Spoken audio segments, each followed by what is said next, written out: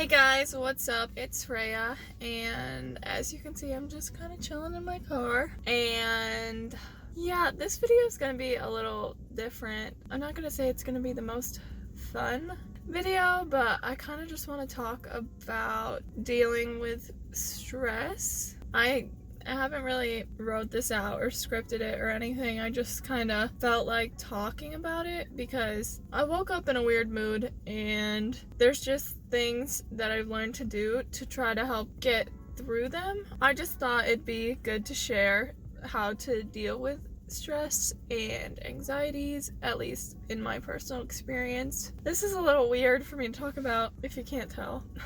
But I definitely want to be kind of transparent and honest with people who watch my videos, and I don't just want to put out only happy videos like fashion and makeup and my cat and all of the good things, because my life isn't always good. It really isn't. I struggle just like everyone else, maybe more sometimes. This intro is going on long enough, so I will just get right into it. So as I said, I get stressed out, and sadly, I get stressed out relatively easy sometimes. It's really just specific things that set me off. I'm not worried all of the time. I'm not anxious all of the time. Not even close to all the time. But do you ever just have one thing or certain things that if they happen, or if you don't know what's happening, it just sets you off and you go into a whirlwind of thoughts and emotions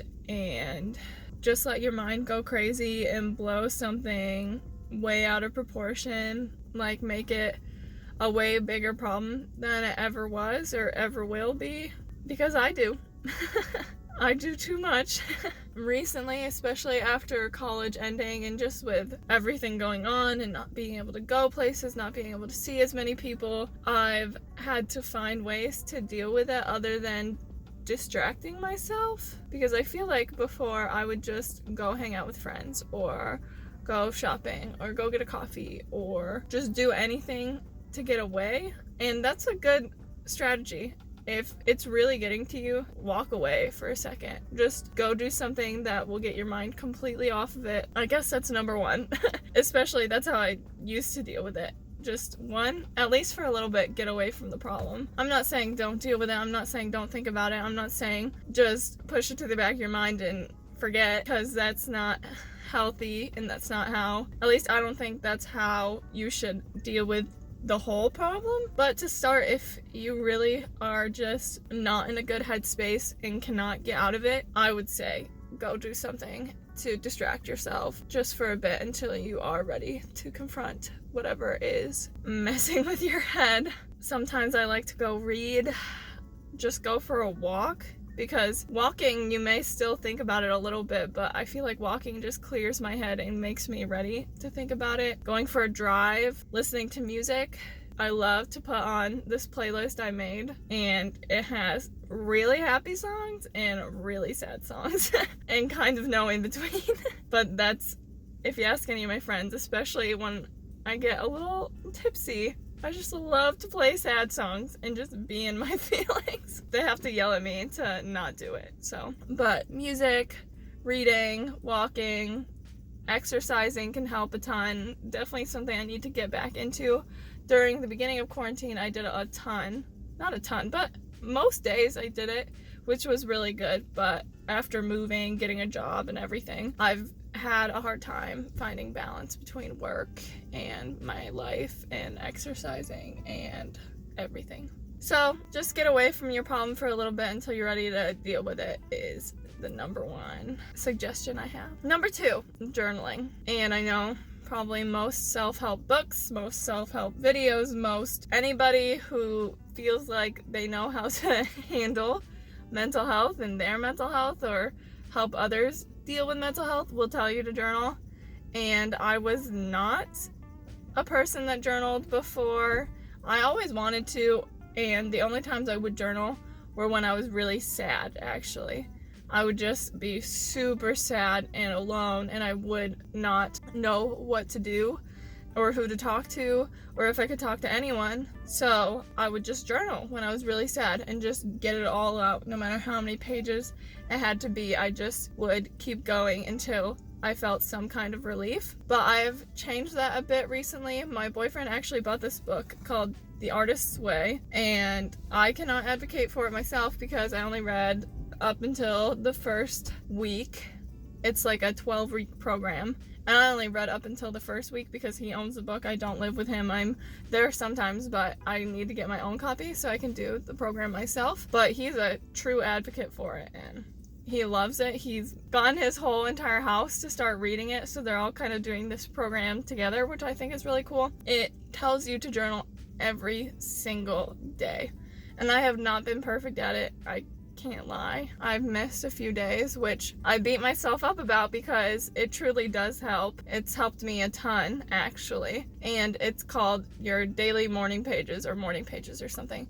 And the author says to write 3 pages every morning. And if I'm being honest, sometimes I don't write it in the morning because my morning, I'm in a rush, I have to get to work, I don't make time for it, which is my fault, but sometimes I do it at night or in the afternoon or whenever I have time. And especially, she says to do it in the morning because then it's just a brain dump. Just get everything that's in here out. Just get it out, get it on the paper, and then you can close the book and forget about it.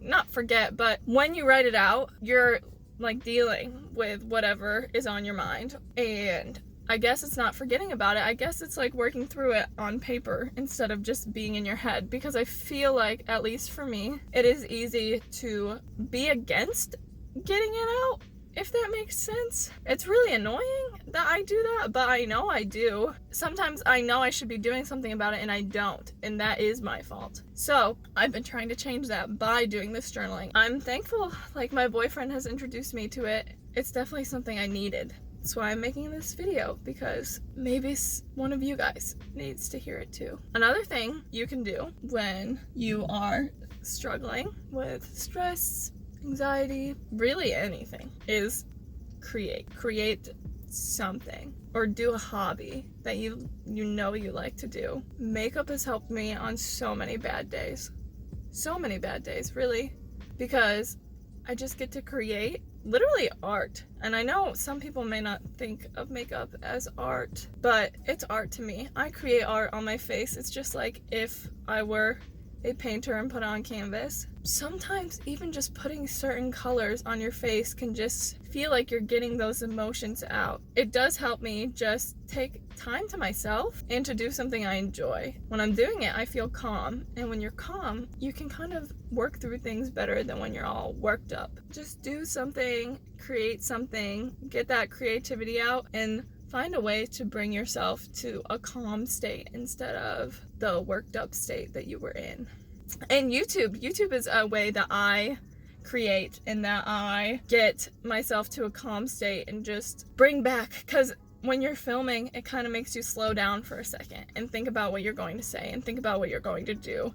And sometimes I need that to just be a little slow and methodical and think about what I'm doing instead of letting myself go wild. Another thing that I know I should do more, and that I know I can't advocate for a ton because I have not done it enough myself, is meditation. I know every book says to, news articles say to, people say to, and it's true. When I meditate, I do feel better, even if it's just for 5 minutes, just focusing on my breath, in and out, just not thinking about anything. If a thought comes in, let it go. And I should do it more. I really should do it every day, and I'm not great at doing that because truly I forget, or if I think about it, I'm like, oh, I'll do it later, and then I don't do it. And my boyfriend, again, he's a huge advocate for meditation. He literally, we could be having a problem, or he could be having a problem, and he'll be like, I gotta meditate, and he'll meditate for like 5 minutes, and then he'll come out of it and be like, oh yeah, I feel better now.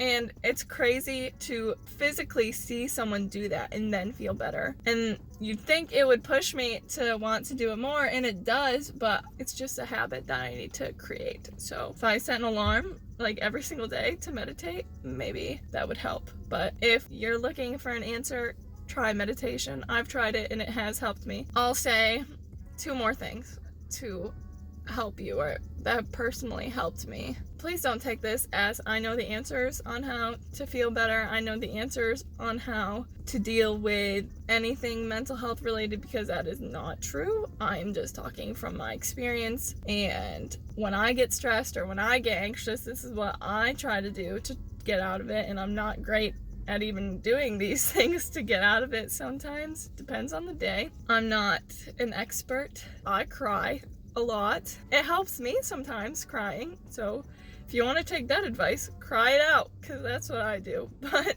that's not always the best advice, especially if like in that moment you don't have time to or something. But crying does help me a lot if you want to give it a try.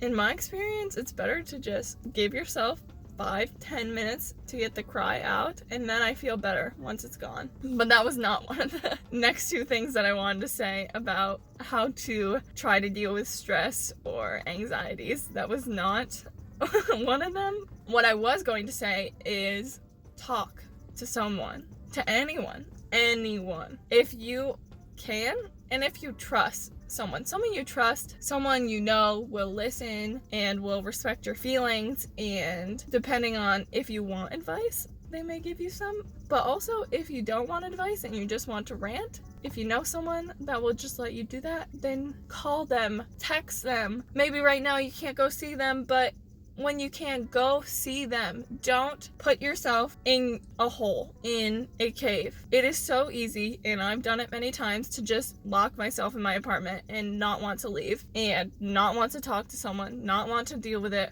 not want to go out and see anyone, just sit in my apartment, and that's not getting me better either. Especially if I'm not doing the things that I previously talked about. Just sitting in my apartment, laying there in despair, is not going to get me anywhere. So, going to see someone, or calling someone, texting someone, FaceTiming, talk. Once you talk things out, a lot of the times you feel better. And I like to talk. So, believe me, if you're my friend, you guys pretty much all are that watch my videos, I like to talk, and I may have to talk to you someday about what's going on, but talking is so great. And I personally have never been to therapy, but I've definitely thought about it. And if you need someone completely outside of your life, completely objective, that knows nothing about you or won't have any judgments towards you, then seek the help. It's better to ask for help, truly. There have been many times where I didn't want to ask for help, but once I finally did, it did get better. Also, I forgot to say, in that Artist Way book, it talks about going on artist dates, which will kind of play into what I'm talking about next, and that is to do things for yourself. Do not neglect yourself. Do not forget about yourself. Do not think you don't deserve to treat yourself. And I'm not saying even going out and buying things.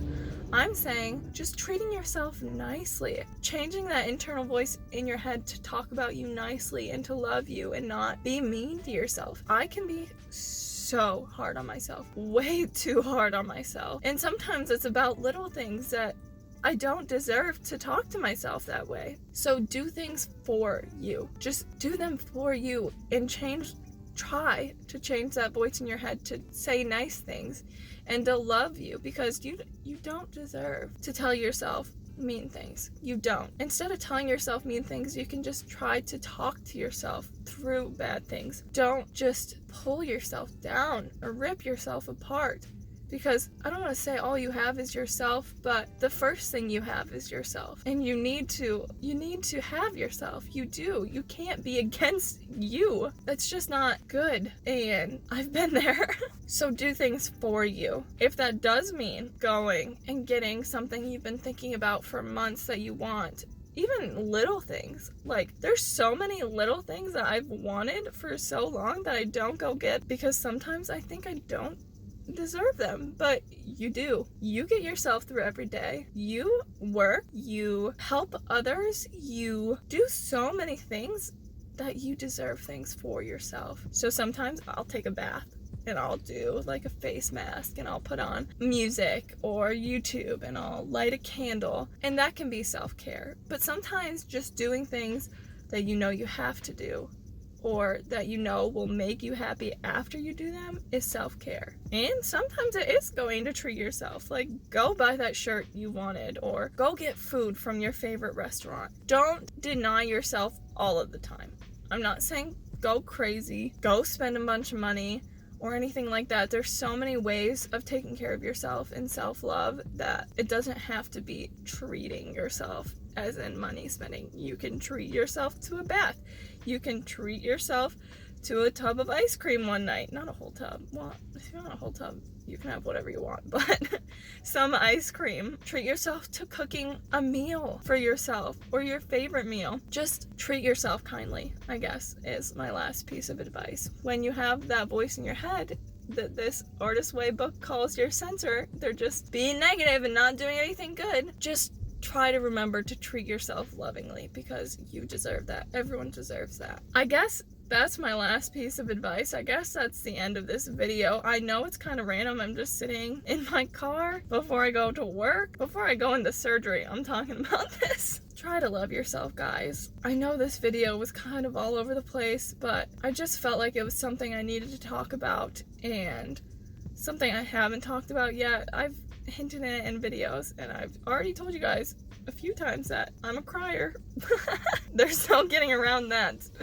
But I just felt like it's something that I can watch too, to remind myself of what I do need. I hope this helped you guys. I hope this might give you ideas on how to treat yourself kindly and how to do healthy things to get through anything that's on your mind, or anything hard in your life, or just to get you through the day. Hopefully I'll get back to you guys on Wednesday with a more happy and the normal content that I have been posting, but this felt like something really important for me to say. If you like this video, if you got anything from it, give it a like down below. If you like me and like my videos, subscribe and comment down below anything related to this. We can just have an open discussion about feelings, about strategies to help get through problems, issues, thoughts, and I will see you guys in the next one. Bye!